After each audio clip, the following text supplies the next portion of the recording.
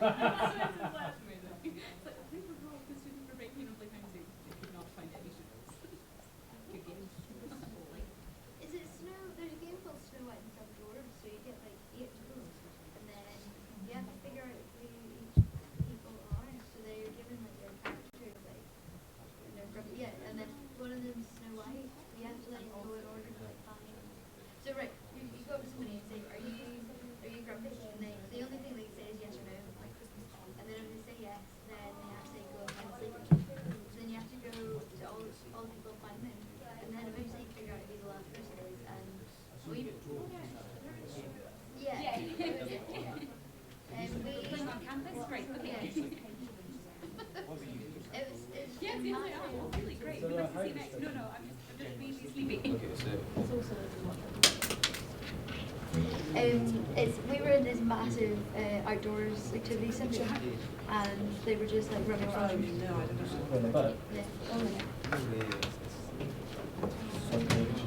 And then like we had all of the sort of just a group of people. Okay. And we were in teams.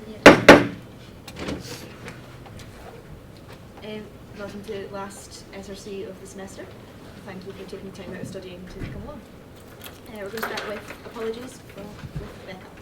So brace yourselves. Cameron, Kirkpatrick, Kieran, Anna, Aaron Verma, Elena, Keeling, Nadia, Jack Rosier, Alex Iliescu, Andrew Stewart, Jenny Thomas, Chris, John Patterson, Andrew Agnew, Robert Daly, Matthew Feeney, Laura McCurdy, Holly Wilkinson, Omar Mustafa, and Tara Pakaraja, and Ian McKinnon. And there's a few people who haven't got back to me as to whether or not they're coming soon. So we're going to move on. There's a slight change to the agenda. It says that we've got a presentation from Denise Jackson from the Library and Learning Centre. And the date's wrong. Yeah, that's not going ahead. So we've got Eva here from Mental Health Society. So I'm going to pass over to Dom to sort of introduce the topic. Please go ahead. Thank you very much, Chair. Esteemed councillors, students, and everyone else present. The sheet in front of you, which has pictures at the bottom, I wrote in about 5 minutes, so if there's spelling mistakes, please forgive them. And pokey is a word. We were given the opportunity to go on a trip today with the mental health nurse Fiona Grant.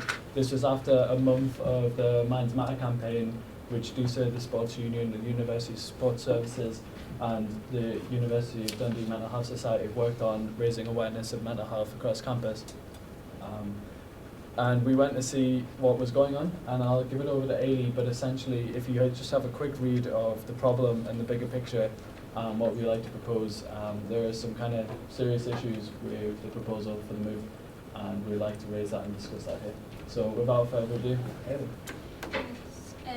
So I'll try and keep it brief for you, but I'll get all the details in. So currently at the moment, the health services and counselling service are all moving buildings.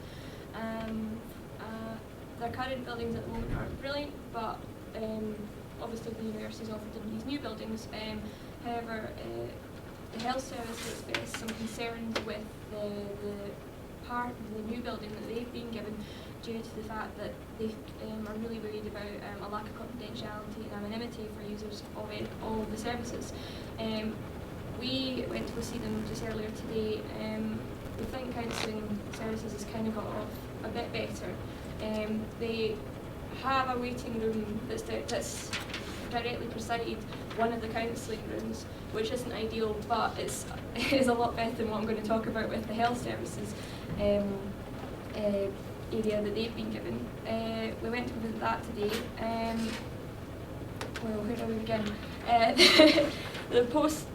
Okay, so if you've seen from the problem part, there is some space available, which is currently being used by postgraduate research students, but that's directly next to what the health service will be using, or is to be using when they move in, and so there's going to be a lot of traffic in that area, and because of that there is no confidentiality for service users whatsoever. There's no door that's separating. If you can see on the picture on the left, there's no door separating where the water cooler is, which is on the side where the research students are, to where the service users are, just behind the water cooler. You can even see the door for the GP's room and the chairs directly outside it. And there's also just behind that, you can't see it in the picture, but behind that is where the postgraduates use their kitchen, their bathroom, those kind of things all there. So there's service users that will be sitting in chairs waiting outside, possibly either to get STI testing or any kind of thing with the GP, and they could have friends that they know that are postgraduates working there that could see them. There's basically no confidentiality. Further to that, in the middle picture you'll see Fiona's room, which the mental health nurse Fiona uses for students. This lacks confidentiality in the sense that it's got the waiting room chairs are directly outside the door. So if someone's been incredibly distressed, because she deals with students that are very ill, that's been incredibly distressed and quite a distressing session for them, they come out, you can imagine it, red eyes, all the rest of it, and directly in front of them is the next person she's seeing, and they're seeing that, and it'd be quite mortifying for the person that's just used the service, and also I think quite intimidating for the person that's going to use the next service. Further to that, wheelchair access isn't great. There's a lift, which is fine, but it's on the second floor, so if there's a fire emergency, we can't use the lift, so what happens to the wheelchair user? Also, in order to get through the corridor, people have to stand up and stand off the chairs because they're fold-up chairs, so there's a lot of issues that surround this area. And for the Mental Health Society, our biggest worry is that it will put folk off using these services, and understandably, we can understand why it would put folk off using these services. Fiona was telling us today that she's seeing a higher demand of people wishing to use her services purely because they're not being able to get GP appointments, and there's no question of that demand rising at the moment, she's saying. And her biggest fear is that the demand's there and the demand's very much needed, but folk will be put off and not come, and then there are issues which maybe could have been solved quicker, so to speak, will get worse and worse and worse and will not be helped. We're also fearful that this will unravel a lot of the work that the uni has currently done already to encourage people and students to look after their mental health and maintain their own mental well-being. So yes, that's the main gist of it really. I think what we're wondering is if there's any way that we could work to improve this situation, maybe even use the postgraduates research room. I mean, I don't think it's something that we're not wanting to force anyone out of any rooms at all, but I don't think it's ideal for either side. If I was a student in that room, I don't particularly would want to be distressing anyone or even seeing scenes that I'm not meant to be seeing, because it is a clinical setting that's just right out in the open now there. So yeah, that's really the gist of it, if I'm honest. Dom, do you have anything to add to that? No. Other than we'd like to work with the students themselves, the postgraduate students, their representatives in terms of spaces, learning, teaching and postgraduate reps, and see if we can come to an amenable solution where everyone's happy, because this is a very much under-resourced service which has hitherto not been expressed enough across campus already. Most students don't know where the sexual health services are, mental health service. This isn't just mental health, this is the GP, the STI clinic on campus. It's hard enough going to your local GP, so to take away that service on campus is even worse, and it's getting moved around. I just feel like it's going to get lost. So I'd be keen to see if any of our SRC members would support. The other thing we're wondering about as well is the entrance that they come into for the building as well. So currently the one that's being given is, do you know behind the tower building? And then there's the finance help building on the left hand side. So currently it's been proposed that users go in through that door.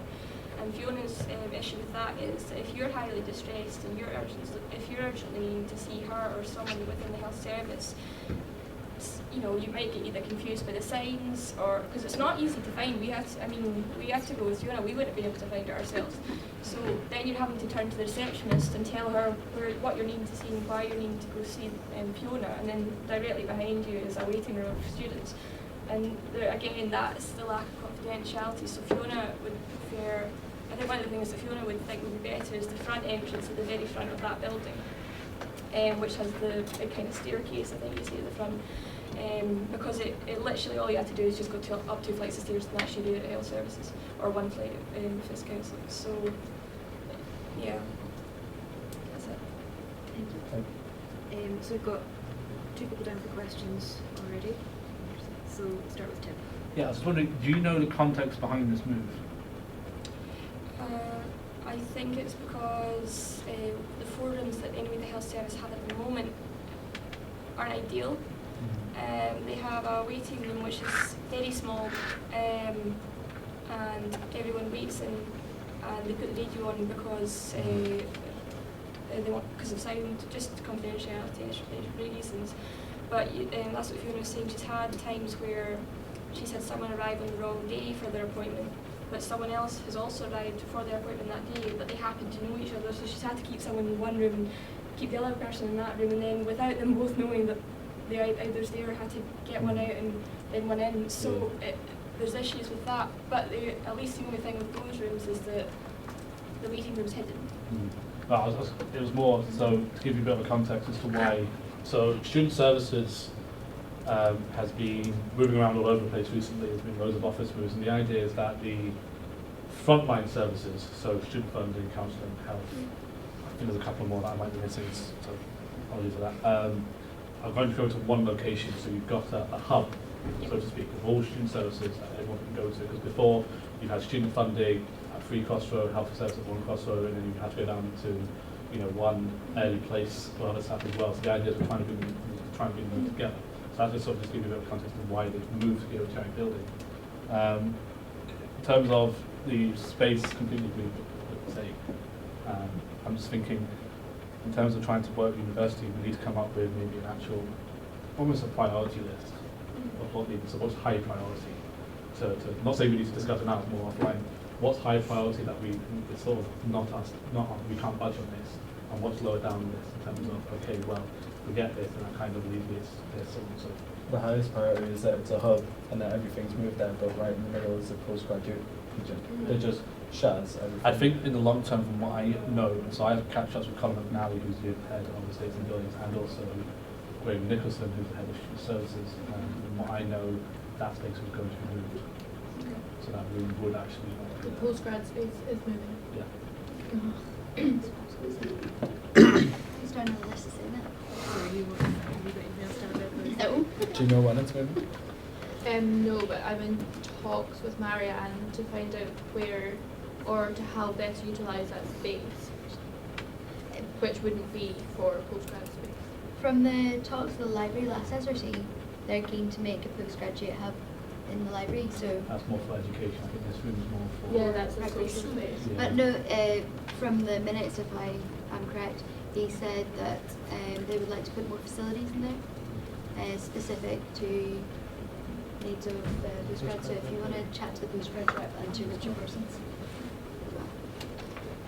as well. No, so Gillian Tim's actually answered my question. Leo, do you have anything else to add? Yeah, I was just wondering if when the health service were proposed with the move, did they, as far as you're aware, did they raise the concerns there and then? Yeah. Yeah. She said that she could plaster a wall with all the letters that she wrote. Yeah. Okay. So the question I'd have would be, what would the effects on the time frame of their moving and perhaps the opening of the service be if we were to push this forward? Like, would that have an effect on their service being able to run?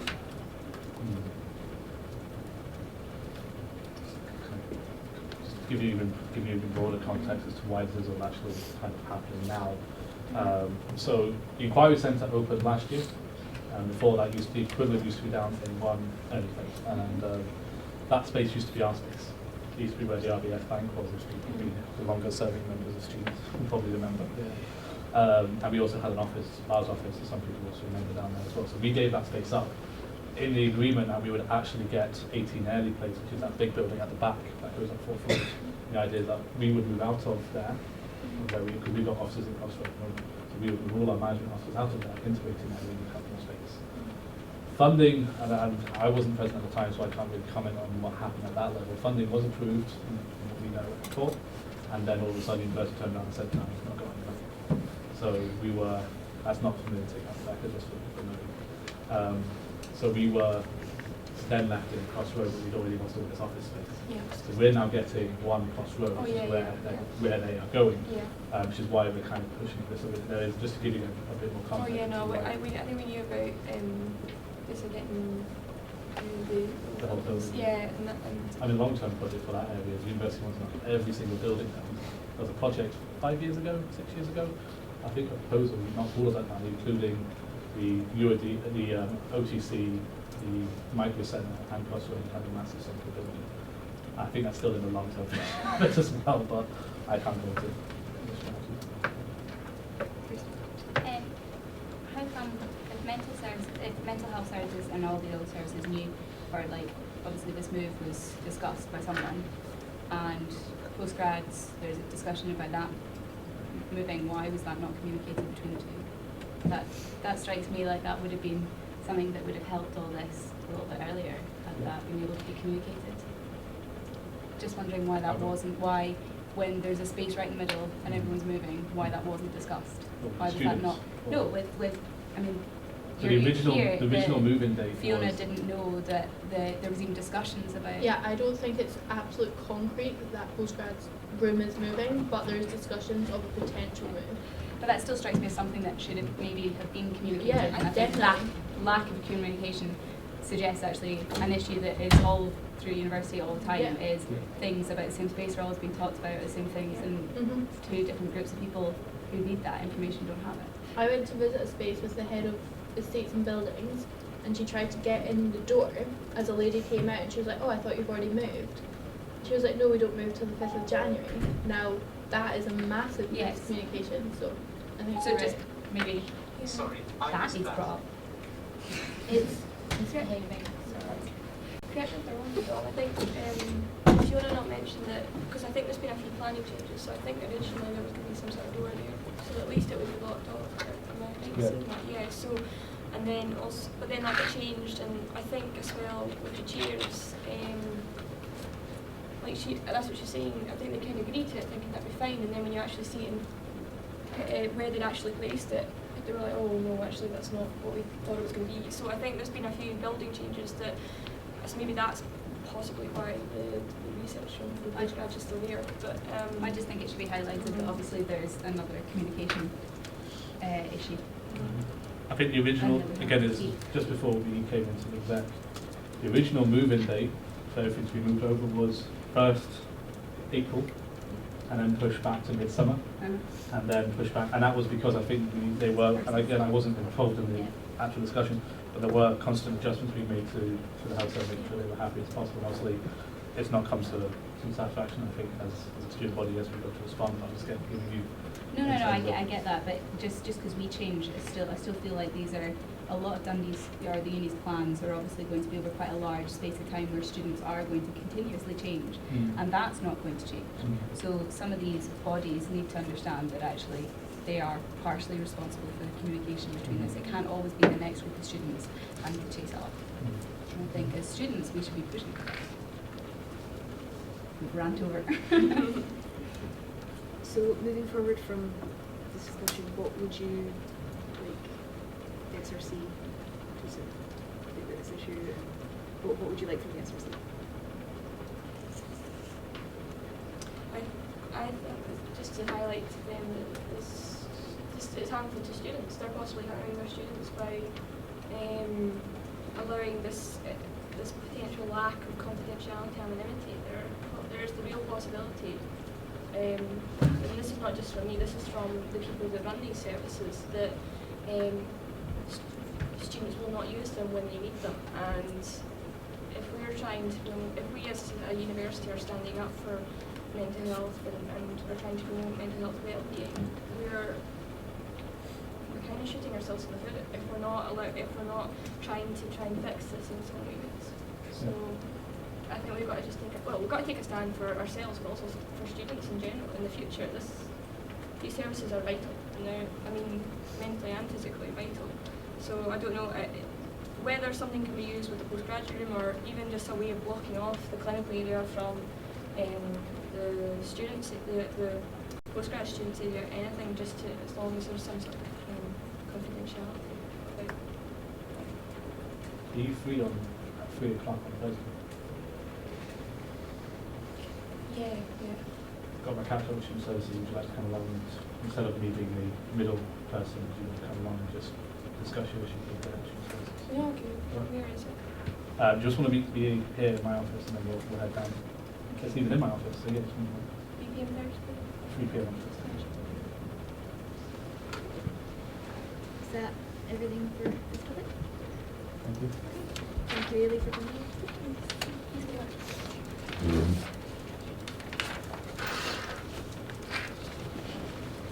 So now moving on to for discussion.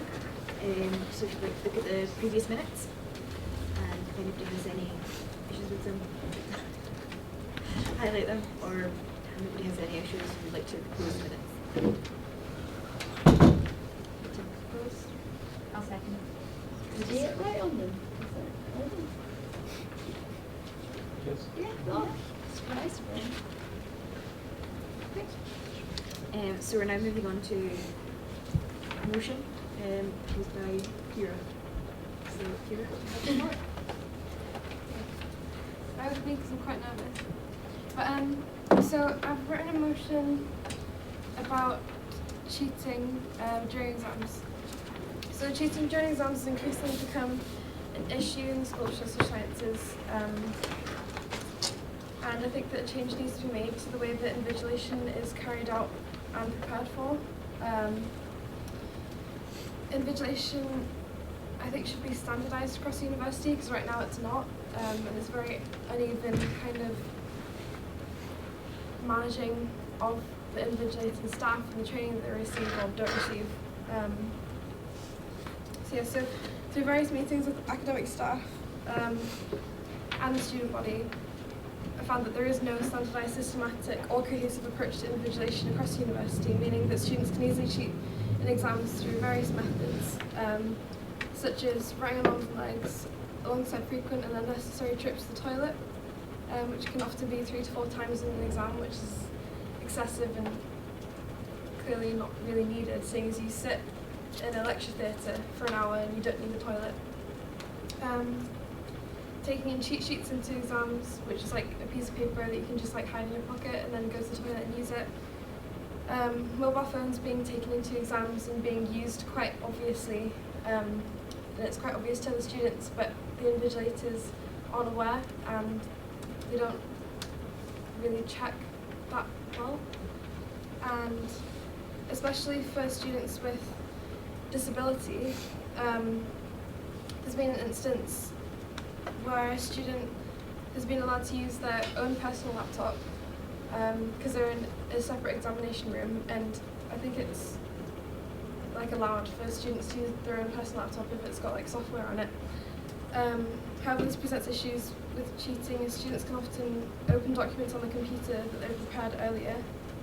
And an example would be Apple computers. You can have like 2 separate desktops and switch between them quite easily, and that's not really managed at all. And it's not been picked on by invigilators, and there has been instances, especially within accounting and finance, where a student has cheated quite obviously in their exam just by copying and pasting stuff that they'd prepared earlier, and it wasn't kind of flagged until after they'd sat the exam, when another student heard about it and then kind of whistle blew to a member of staff, but by then it was too late. They couldn't really do anything because there was no way they could prove it, but they could prove that that student had been allowed to use their own laptop. The university has enough resources to provide laptops in exams to prevent this kind of stuff, but it's just the fact that there's no solid rules or guidelines on how to not cheat and how to kind of prevent cheating from happening.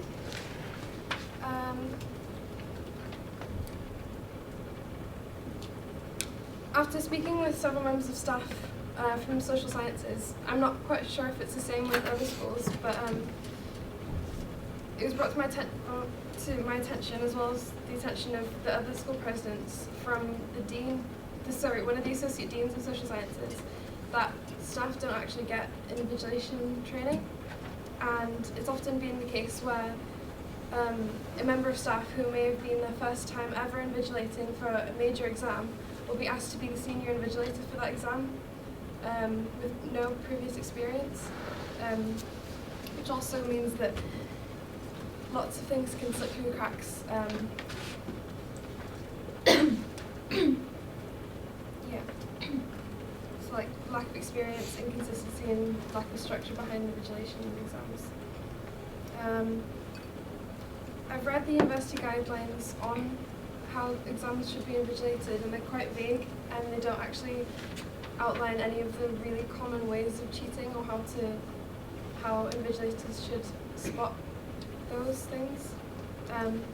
For example, it says in section 19 of the document on the university website on invigilation that mobile phones are not permitted in any examination room. However, it's clear that this is scarcely if ever enforced when you go into an exam.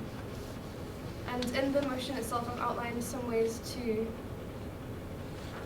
suggestions on how to prevent cheating in exams. Steps, if you read that, if you want.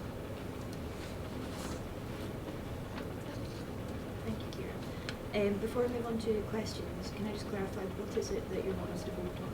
So, I want to vote on the the SRC lobbying the university to change their regulation on invigilation to enforce stricter, more standardised kind of method of training for invigilators and make training for invigilators mandatory. It's not. Everybody clear on what we're voting on when it comes to voting? Thank you. Moving to Lee. Yeah, I just wanted to add to what Kira's saying, and I spoke to quite a few members of university staff about this, in particular associate deans of the quality and academic standards, and it is a school-wide issue. Especially, I spoke to the School of Science and Engineering, sorry, firstly, don't forget, and School of Education and Social Work. And there's issues in exams where the invigilators are actually doing their work whilst supposed to be like monitoring the exam room. I heard of an issue where a student had written answers or whatever on her leg and was stretching her tights to see through her leg, which is pretty inventive. Yeah, I know. So yeah, I think this is a really good motion, and I think it is something that needs to be heard at a high level at the university. So yeah, I'd fully support this. I don't know, was it Tim, you were on the SRC a couple years ago, weren't you? I brought forward a motion that's very similar to yours, and it's to do with students talking once they enter the exam hall. And I think it was passed with amendments, so I can forward that to you, but towards the end of Sir Ian McKinnon's reign, he sent me a document that was full of recommendations that he was sending to the university about specifically about exam regulation. So I can look that out for you, but I totally would agree with what you're saying, if we could maybe push this more, because it seems as if over the past, I'd say, few years, I haven't been in an exam in a while, to be fair. But it seems like they're becoming a bit more relaxed about examinations, and it's not really fair on other students. I had an experience where I was there for a geography exam. It's colouring in, it's not. And we were asked to discuss we were asked to, write down questions, essay questions, and somebody just turned around and started, talking away with me in the exam hall, and I just think it's ridiculous that any students should be given the opportunity to cheat. But if you remind me, I'll get you that motion, and I'll pester Ian McKinnon for I think it's academic or assessment regulations that you do. It's exams, yeah. I think the motion has two sides. So you're talking about, obviously, so you're talking about the regulations on one side, but then you're also talking about the training. Yep. I think the training part is actually, if anything, more important. The two go hand in hand, but I think you could put regulations in as much as you like, but it's whether that's actually going to be followed through or not. So I think the biggest thing that we need to do is work with the university on this training of the invigilators and actually make, because even though cheating, Ian's side of things, again, not to give him anything, was that he wasn't going to vote against something that was going to harm We're students. live streaming. You do this all the That's time. And then, but the idea is that we've got to make a level playing field for everyone, so I think we need to make sure that the training is consistent across the whole university, and not just, I don't think it's just a social science department, like I said, it's a whole university. Yeah. Actually, you know what? Like, I would agree, but how many of you heard of that? The assessment and the exam regulations. Exactly, none of you heard of. Well, Well, really. I spoke to Lorraine Anderson. She said it passed like not that long ago, like a new Yeah. version of it. It's more of making staff Yeah. aware of it, students aware of it, Yeah. more of how enforcing it, I suppose. But I agree. Time's just 2 minutes. I was curious about, you mentioned all these cheat methods, but is there not any way to just go back to the sort of invigilating done at A level? Could you address the whole room? Sorry. Regarding the ways, the methods in which people have cheated, is there any way you could go back to the way it was done in college / high school? Like, I done my A levels just earlier this year, and it was very strict, and it worked a lot. Didn't see anyone cheating. There was no reports of it. No one got taken out of exams for it, because it is costworthy. But you got given all your stationery, given the water bottle. As I say, I agree with you on the invigilator should be trained a lot more, because if someone's fiddling on with the leg, it's a bit obvious that there's something going on, besides them just itching it. So, is there any way to do something like that?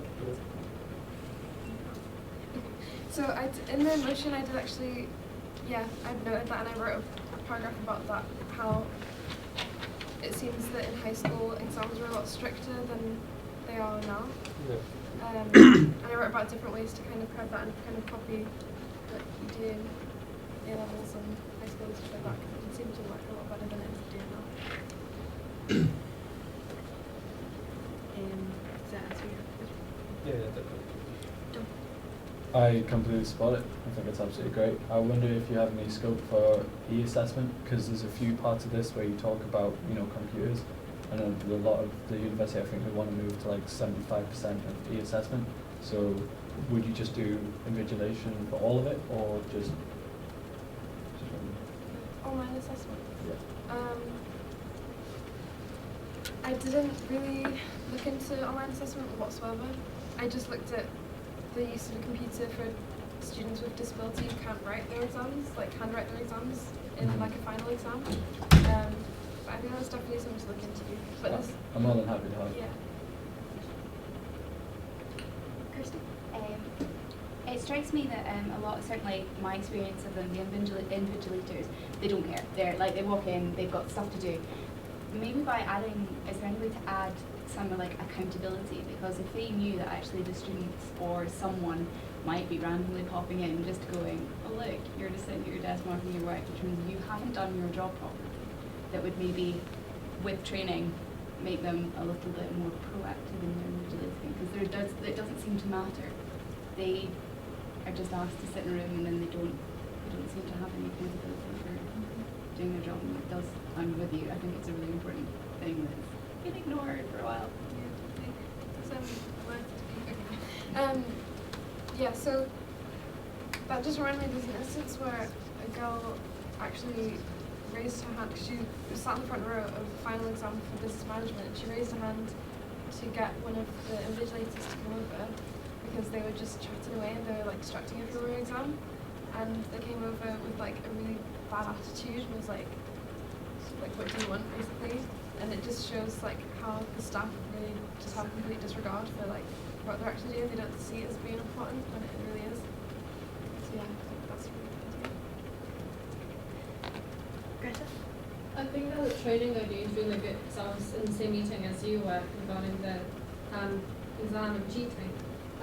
After talking to a few students from my division, I'm a bit concerned about some of the suggestions you had, because there are people that already have really high stress levels. So if in one paragraph you were saying that they might even ask you to show your pockets, I think that that's not a great idea, because at that point, the person will be stressing out a lot. I think that training is important regarding bottles of water. Indra and I talked about it. We needed to pass IELTS exam, and in that exam, we were not allowed to have a bottle of water with a label on, because in that point you can't write anything on the bottle. So I think that would be one of the solutions. And regarding the toilet breaks as well, you can't really tell what the person is doing in the toilet. Some of them are just going to have a break from exam. So just because you mark down the time, that might be not as effective. But the training is really, really important, as the current staff, at least in psychology, 3 of the people that need to be responsible for exams are completely new, they've never done that before. So that's the issue that you raised, so that's completely, like, I completely understand about the training, but some of the suggestions, I think they're too strict for students who have high levels of stress. Yeah, I think the toilet issue is a difficult one, because unless you do introduce something like checking their pockets, and it's no matter how much you train invigilators and increase the amount of invigilators, you can still go to the toilet and have a bit of paper on you, and just go into the cubicle and, as you say, bring a cheat sheet. So that's quite a key issue, and what it's difficult, as you say, it's difficult in how you tackle that. But I don't know if you've got specific ideas about that toilet issue. Yeah, I do actually. So, like I said at the beginning, when you go into an exam, when you go into a lecture hall, you kind of sit there for an hour and you take everything in, and you don't really need the toilet, you go before. And there is a policy right now where you can't go to the toilet in the first half an hour of the exam or the last 15 minutes. You can't leave the exam hall. My suggestion would be to extend that so you can't leave the exam hall after the first hour. So that's a preventative measure to stop students from, reading all their papers, waiting for half an hour, and then going to the toilet to cheat, because that's like a third. Say for it's like a standard exam, like 3 hours for 3rd and 4th year. That's like a third of their exam time where they could have been writing, just taken away because they're not allowed to cheat or go to the toilet. I think just allowing someone to go to the toilet and night. Yeah, I was going to ask next, because my issue is my nerves come out with me peeing all the time. That is how I get nervous, and honest to God, if you told me I couldn't get up in the first hour, I would pee myself. Because that is quite literally, it's the most awful thing. But the minute I'm nervous, I need to pee. And so I completely agree, there must be loads of people who do cheat. I don't. I'm far too scared to be caught. But please don't make the poor people like me who are just nervous to pee themselves. That Please don't. if you're going to the loo, you get your pockets checked. So it's not when everyone comes in, you check your pockets, if someone's going You to the also loo, check you the just toilet check your before. pockets. Yeah. Just do that. Yeah, Seems because like I'm like, very yeah, easy, totally, but please don't stop me. Half an hour, I'm just about coping. But Go to Brendan. Thanks very much, Gillian.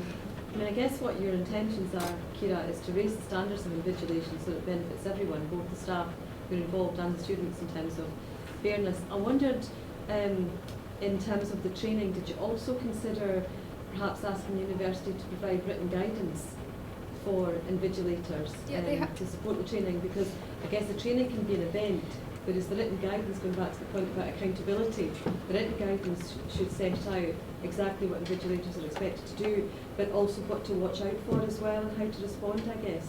But I don't know if you considered that as part of, the kind of training you were thinking about raising. Yeah, definitely. I think that definitely alongside the training there needs to be written guidance to kind of make it last for years after this, to carry on. Because if staff have had training and then they leave and then there's new staff, it might not get carried on. But there is currently written guidance, it's just very vague. I mean, it says really, really obvious stuff, like you can't let a student leave the exam hall or enter the exam hall if they're 15 minutes towards the end of the exam and stuff like that, but it doesn't actually tell the invigilators how to invigilate. You need to look out for this, this and this. Stuff that we would have thought is quite obvious, it's not outlined, and it's obviously not kind of enforced because invigilators aren't invigilating. But yeah, definitely if it's guidelines. I think it could go along with guidelines for students as well. Just don't take anything else but pens. Yeah. That water. Greta? Just a suggestion, because in my school when I had my final exam, we needed to sign a paper saying that I understand the rules of exam. And if I violated it, there's a written paper with my signature saying that you signed on it, so you know the rules. For instance, regarding the phone issue or something like that, you can say that you signed for it, so you should understand it and you know what you signed for. So that would be one of the solutions. I think that's a very good idea because, like, you know, invigilation is one part of it, but like making students aware of how bad cheating is, that it's actually cheating, is another approach to it. I think that's a good method of making sure that students are aware of what they're doing and making them accountable for their behavior as well. Any further questions or points? That's more comment than a question. Can we not generalize all academic and finance exams by one case? Because with my 20+ exams as a finance student, you can't potentially write everything down in the cheat sheets because there's so much, especially in third and fourth year. So I would just disagree that academic and finance exams are becoming increasingly issue because you just physically can't fill all the information that you need to fill in that cheat sheet. I just can't. Okay, I'd like to just say that the other reason I wrote accounting and finance is because my direct responsibility is business students, and the reason why I brought this up and how it's kind of come into fruition is because accounting and finance students are increasingly coming to me and saying, like whistleblowing, so to speak, and saying that a lot more students have seen other students get away with cheating in exams. So even more students cheating in exams and bragging about it. So I disagree that it's not becoming an increasing issue among accounting and finance students because more and more accounting and finance students are coming to me. I'm not saying that it's everybody in accounting and finance because that's far from the truth, but I think it is definitely becoming an increasing problem amongst accounting and finance students.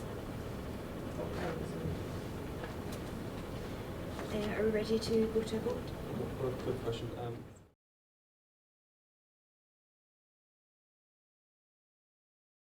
Quite often in sports. Right, and is there any form of surveillance in there? Invigilators.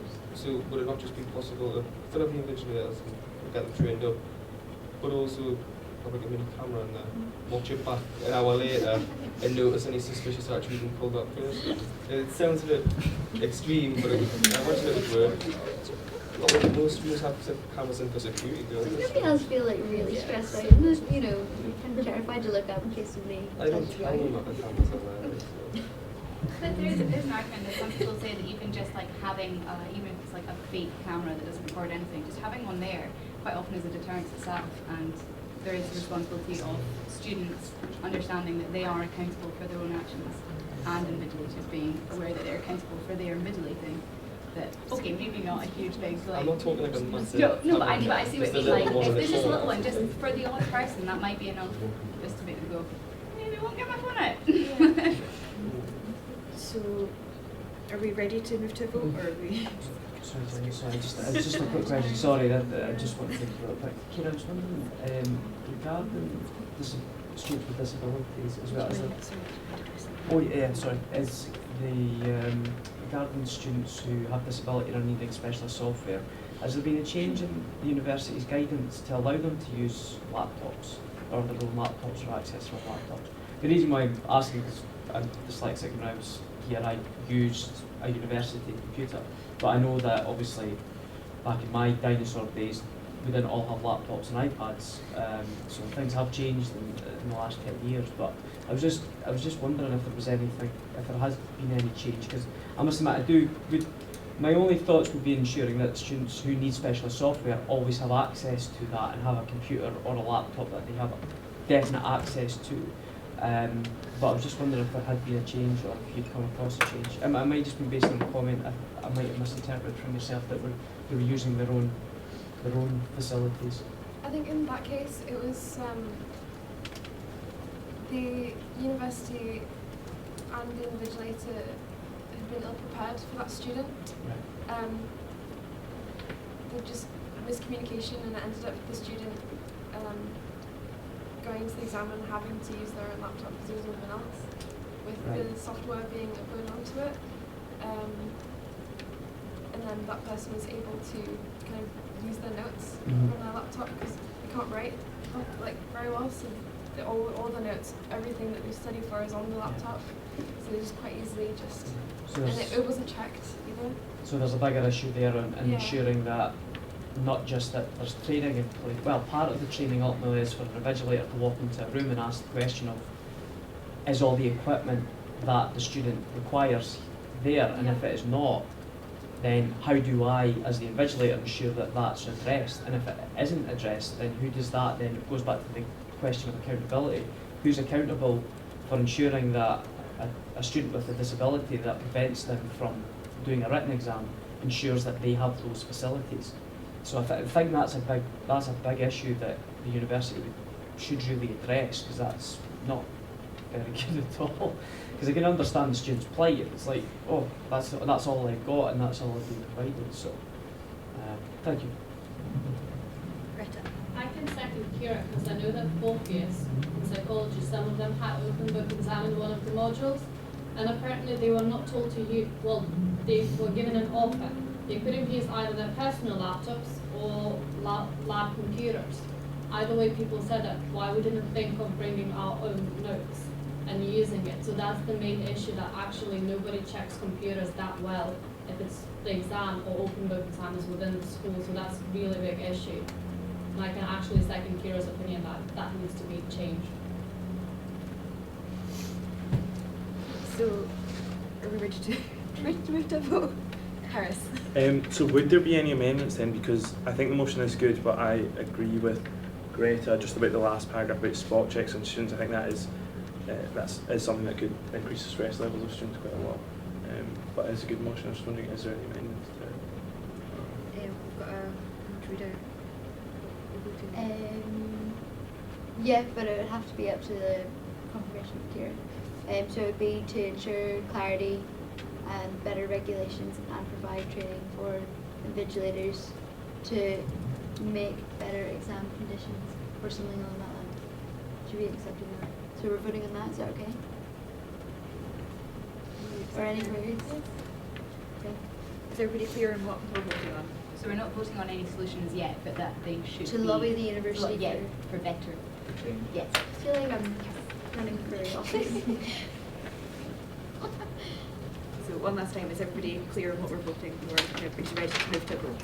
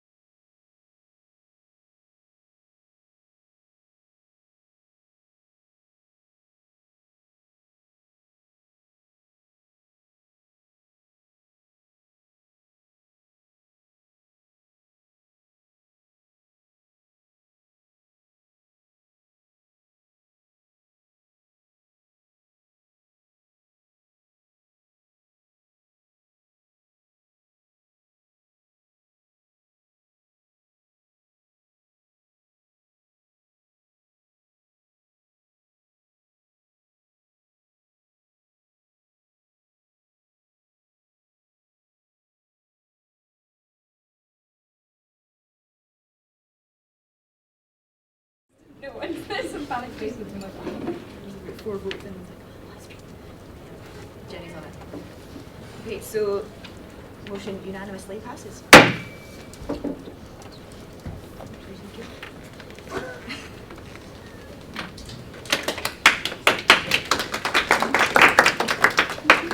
Ron,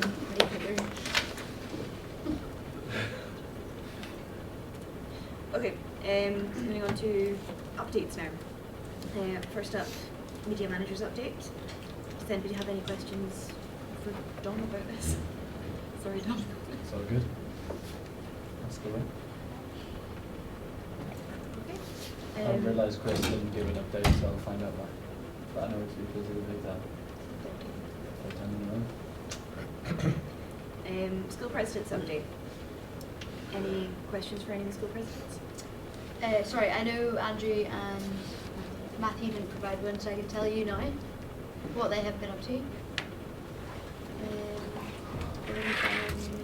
Andrew New has attended the SRC meeting, met with DUSA President, Social Sciences President and Dean of Social Sciences to discuss improvements and current issues arising from the creation of the School of Social Sciences representation structure, and attended the Law School Staff Liaison Committee to discuss matters in relation to the School of Law. And Matthew Feeney, he hasn't sent me an update, sorry. And Alex Ilieski says hello. Alex is not school. I know, but he just made a message. Oh. Any questions for school presidents? Okay. Exec update. Any questions for the exec, or do the exec have anything want to stand on from their updates? You wrote an essay. I know. Just about the house impacts that we're making up. Basically, they're going to go around halls and they give information on that we're going to offer lease checks, that we're going to, if students have any issues or questions about when they're viewing a flat, we'll offer them answers for them. General guidance on what landlords have been accredited by DUSA, so the preferred landlords in Dundee, and also some advertising for the Be a Good Neighbour campaign that we're doing. And I really do need some volunteers for next Friday the 11th to help make up packs. So if you could comment on the Facebook post that I put on the page, even if you can only do 2 hours, like that's absolutely fine. We'll have lunch. It doesn't have to be through lunchtime, there'll be food all day. Treat it as a study break, whatever. But I'd really appreciate your help, please. How long are you going to be here for? I'll be here now till about 6. Okay, yeah, I should be able to come. Do you want to go first, Andy? Just a question, could we help you at a different day as well? Because it's like a very busy day for myself, but I would like to help you. So if you are in any other day, Okay. just give us more. Yeah, I could try. I mean, it's just seeing when things are back from print, but maybe the Thursday as well as the Friday. I'll get something up on the page tomorrow, but yeah, that's really good. Just one expansion. I've got a group of about 15 volunteers for the leaders debate in January. We put tickets out yesterday and were sold out within 4 hours. So we're expecting maximum sort of attendance of up to 800 people. So if any more people can volunteer, it would be much appreciated. We're not charging for this event, so we need to keep costs down to a minimum as much as possible. So volunteers are very much needed. So come speak to me, give me a message on Facebook. And we can see. I will give you plenty of drinks on my tab as a thanks. What does volunteering involve? Just like that? It's a range of helping with the queues to looking after the speakers to running around with a microphone for questions and stuff like that. When is that happening? 18th of January. So it's a Monday night. Just why are we having one on the 9th and the 10th of December then if it's on the 18th? Because DUSA shut for 2 weeks, and we're getting because of what's happened recently on the global side of things with what's happened in Paris, we're very much aware we need to make sure we're as slick as possible. So Police Scotland are coming, so we've got local officers coming in, but we've also got a special branch coming in to walk through everything. So we want to have as many people there as possible to sort of show and see how the police can help us in terms of maintaining security, because we need to be on the top of our game for this one. And if I'm honest, considering the calibre of speakers, we need to show them that we can put on a professional event, because then if we do a good job, they might come back again to do other things. If we volunteer at it, do we get to watch it? Yes. I'll be there in the front row. Will you heck? Because I can't see anyway, so I need to. Volunteer. Any questions for Tina about that? More tickets will be going on, I say, sale live next week. And we're going to try and pitch out as much as possible. Not as glamorous, but riding on the back of the mental health campaign, doing some healthy study in the library. So probably taking some evenings to give out some stuff to students. A community mandala, so if you guys want to come colour in. And also have just a big sheet of paper and you guys can go crazy and paint it. So if you're taking a break from studies at that point, I would probably be posting a schedule and getting other societies involved. But if you're taking a break from studies, just come down and chill with us. Okay. If you're interested in helping with that. I'd appreciate it. Any more questions for the exec or responses from the exec? Okay. Moving on to any other business. The drinks list is going around. So fill that in and Rebecca for this. So I said at the last SRC meeting, the rector election nominations are open. I could sit here and try and sell it to you all day, but I would want genuine interest. This is an opportunity for you guys to nominate somebody that you think would be good and would represent students. So we're looking for maybe a bit of contention. You know, it'd be a great opportunity. We have had a big discussion last week about, well, people that we think would be good, but we want you guys to nominate somebody who you think would be good.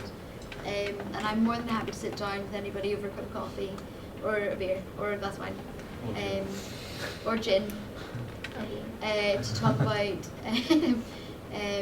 anybody who you think would be good for the next rector. So the nominations are open. They close on the 20-something of January, and the elections will be taking place after we approve it, Senate tomorrow, on the 4th and 5th of February. So really encourage you guys. You are like the prime people, if anybody, to nominate somebody as representatives. Just to say that Brian is not running again, so we are going to have a new rector regardless of who wins. If So anyone, there's a big onus to get a good contest. yeah, like if anyone wants to nominate someone and they feel like they want to take part in that, they want to like run that campaign, it'll look really, really good on your CV, like it'll look really good. Imagine if you can say to a future employee that you initiated the rector of Dundee. I think that'd be really cool. So we kind of have some names in mind, and if you want us to help you, we will support you through that process. Like, you don't have to do tons and tons of work. Come and see Becca and I in our office, and I can plant some seeds and help as much as possible. We really need a rector, and time, to be honest, is running out. So if you're keen, come and see us tomorrow, beginning of next week, ASAP, and we'll help you as much as possible. The process is relatively traditional, so what would happen is we'll give you a nomination pack, which is all online, just.go.uk/rector, so all the information is there. What you'd have to do is ultimately get a sheet that's on the website. You need 50 names and matriculation numbers of current Dundee University students, and they need to handwrite it, and yeah, once you do that, you also need a written confirmation or acceptance from the person you have in mind. So you need to get in contact with them, then get 50 supporting students, and then hand them to me, and then we'll move from there. So it's actually not that difficult, it's just trying to get in contact with them. And we're more than happy to help you. So if you're really interested, I don't think I can plug that much more. Any questions for Rebecca about that? It's exciting, no? Okay. Well, one of the things I would like to push for while I'm councillor on the SRC is the promotion of exchange programs. So the issue at hand here is that the university has awesome exchange programs. Like, you know, students are basically, 1 second, I need to let them drink here. Priorities. Priorities of it, right?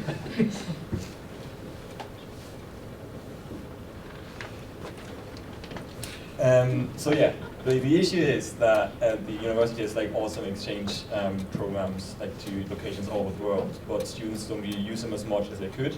So every single year, and there are more spots available than there are students going abroad. And last year I had an awesome experience myself in Canada, and I would like to push for the promotion of exchange programs. So for the last few weeks I've met the guys from the international office who are running the programs, and also former exchange students, to figure out how such kind of promotion could be done. And one of the things we came up with is the idea of a study abroad week, you know, like similar to any other awareness week that's happening on campus, like, you know, big campaigns on like sex week and stuff like that. So the idea is to have a week like that is full with like events that promote exchange programs and study abroad. So I just wanted to make you aware of that kind of situation, that there's stuff happening, and I'm looking for other SRC councillors that are interested in helping me organizing that kind of stuff. And we are looking to get this organized for some point early next semester. So yeah, let me know if you're interested in that. Contact me on Facebook, and I'm happy to, you know, work on that kind of stuff. Any questions? When I worked at Abertay, I organised our study abroad promotion week. Abertay Goes Global. So basically, it's just to extend if you want any advice or want to discuss it or any thoughts, then I did 2 of them. So I'm quite happy to meet up with you if you want. And that's awesome. Get some ideas down and take it forward. Because I agree with you. Certainly in Scotland, Scottish students have breaking home students to go. The barriers for them to go abroad has been difficult. I think things are slowly improving, but it's still a big issue on trying to get Scottish home students to go abroad. As most Erasmus, I think placements tend to be taken by students who already come from our country. So yeah, if you want to work on that, I'm quite happy to meet up with you and discuss that. Thanks. Any more questions for Jan?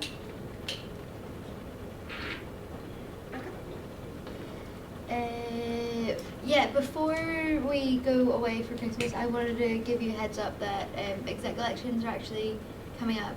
Once we meet back on the 19th of January, the nominations will have opened from the 18th, fingers crossed. I'll give you a heads up. If you're interested, come and speak to me if you would like to run for exec, school president's position, independent member of court, or chair of the SRC election. SRC election. I don't know. So yeah, it's a big big elections coming up. So not only do we have the rector, but we've got the big, as Stefan liked to say, the mega elections. But yeah. And can I just add to that, if you want to run for media manager, speak to Dom. Because that's really about the same thing. Get involved. SRC. I'll be really quick on these. The first one was it was more towards for school presidents. I put something on the Facebook page that some of you I think would have seen about. We're doing a bit of work with DUSA Media and University on revamping their representation pages. They kind of want to move out of the dark ages a little bit and put some video testimonies on it as well. So if any school presidents are interested in just doing, it's basically just be a couple of minutes really talking about your experience as a rep. We're also looking for a couple of class reps as well, but if you're able to get in contact with me before we go off, that would be absolutely brilliant. We can take that forward early next year. The other thing is to make you aware of, some of you might be aware of the election champions that we did last year. So we did a lot of work running up to the general election on increasing the number of students registered to actually vote. Since the change in the voter registration system to an individual voting registration system, there's also a lot of people that have been moved off the electoral register. There's also another issue where students who may have registered for the previous election, if they have moved addresses and haven't updated their new address, potentially could be knocked off the register again and not be able to vote in 2016 Scottish Parliamentary election. So last year we set up the election champions, which for example I was part of, and the group actually did some really fantastic work that's been recognised by the council by indicating that there was a big rise in the electoral ward around here, and we're actually restarting it again early January. So we're looking for maybe 6 to 10 students to take on the roles. The slight sweetener on this side, the advantage on this side is that where last year it was more voluntary, this year that the council will be looking to employ you as canvassers for a week. So you basically get some financial money back basically for the work that you do. So it's based on how many people that you actually register. For each person you register, you would, I think it's £1 or something like that. But it was a really quality programme last year, and we think it can make a big difference again this year. So as I say, we're going to put out information to all students in the newsletter and on Facebook groups as well, but we'll be looking from the week, starting from refreshers on the 23rd to the following Saturday, going to halls, going to refreshers, meeting up with Dominic's kindly helping us organise something in the ISE as well, and just really trying to drive and raise awareness for students to get themselves registered so they can vote in 2016. And it ties in very much with the work that we're doing on the 18th and the never-ending work as well. So please, if you'd like, get in contact with me as soon as possible and we'll be able to take that forward. Thank you very much.